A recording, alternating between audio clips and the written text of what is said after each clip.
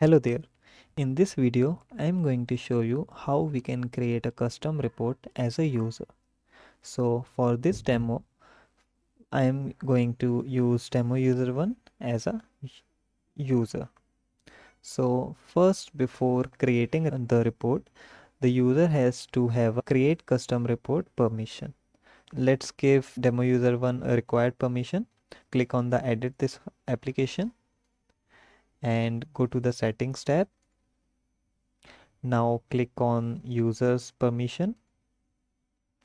Now for my example, I have assigned demo user 1 admin permission. I will select admin and I have add order form, for which I will click on this more option and then select create new report and then click OK. Now this admin user have the permission to create a custom report. I will update this permission and then head back to my old tab. You will see that right now I don't have the reports tab available. Now once I refresh this report, then this reports option is available, and now this demo user 1 will be able to create a custom report.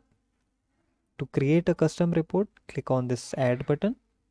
A new screen is going to pop up. We have three options. We can create the list report, pivot chart, or pivot table.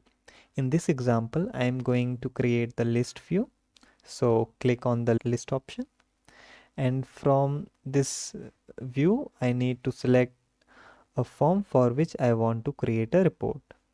So I will select add order, and now I am going to name my report. In my case, I am going to name it inventory confirmation report.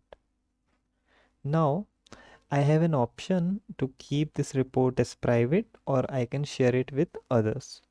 So I will select shared and then select the required team to which I want to share the report.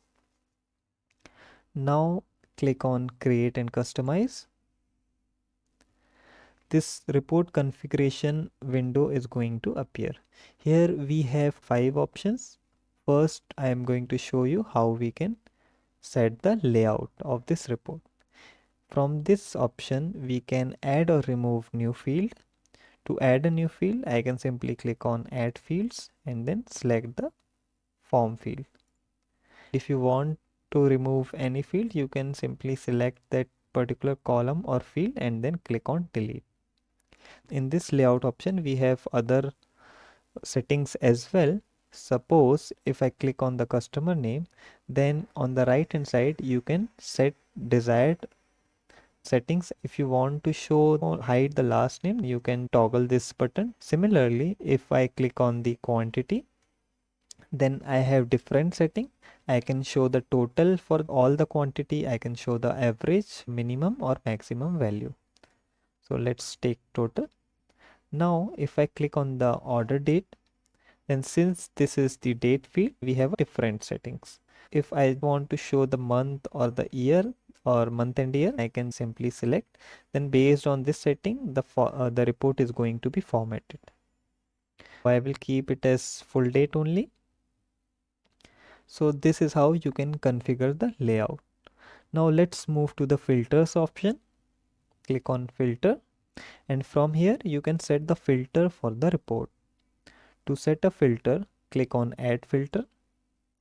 From this select field drop down, select the desired field. I am going to select the status field.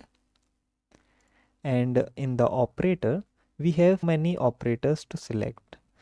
I am going to select equals operator and then select the choice as confirmed. We have other choices based on the drop down. I will select confirmed and then save. You can add more filters based on the or and operators. I will just remove this and then keep this simple and then save. Now the next option we have is the grouping section. From here we can group the report based on any field. If I click on the choose field, then we have the same fields in this form. For this example, I will select next action field and then select add.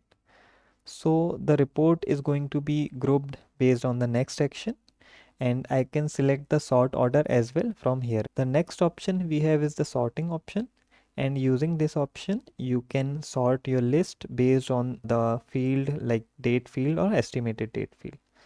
So here I will take this order date and sort it based on descending. The last option we have is settings option.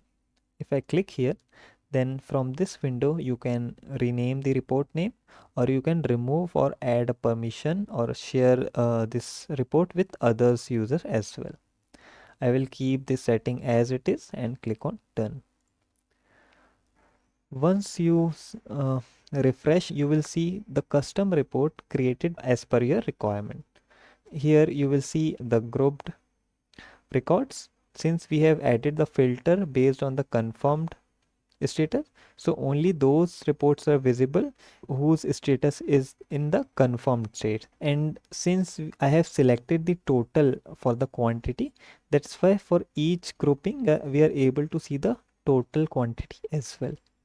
If I hover on the bottom right corner, you will be able to see the summary for the quantity total as well. This is how you can configure your custom report as a user. There is one more option. If you want to edit this report, you can click on the edit tab again, and then you can reconfigure the. I will add this last name as well, show the last name, and then click on done. Now for the customer name, I am able to see the last name as well. And this is how you can create the custom report.